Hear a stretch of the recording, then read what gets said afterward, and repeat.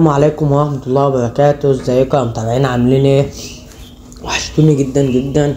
جيت لكم النهارده بقى من تاني دور ليا في تربية الفراخ البيضاء زي ما انتم شايفين. طبعا بقى انتوا عارفين اللي احنا داخلين على رمضان، وكل سنة وانتم طيبين.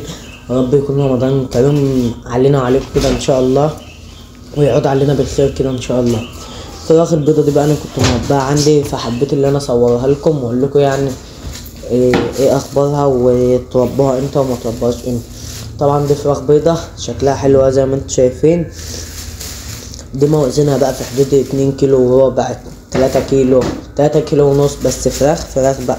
دي عايزة التربية المظبوطة عشان تبقى الفراخ دي مظبوطة وما تتعبش منكم ومفيش حاجة منها تموت.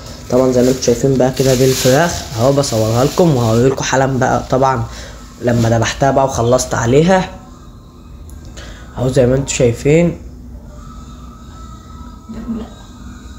طبعا اهو زي ما انتم شايفين شكل الفراخ البيضة جميلة جميلة جميلة. كلهم بقى طبعا انتوا عارفين اللي احنا في الساعة بقى كله مستخبي في بعضه عشان الساعة اهو زي ما انتوا شايفين اهو. بصوا كده دي شكلهم، انا اقرب لكم عليها حالا عشان تشوفوا شكلها بالظبط اهي.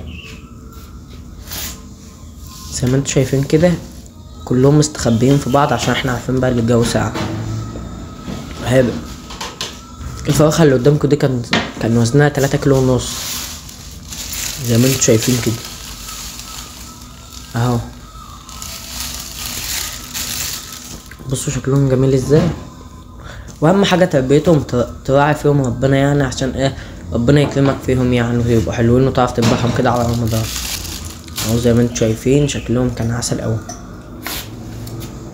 اهو. وعايزكم تقولوا رأيكم بصراحة.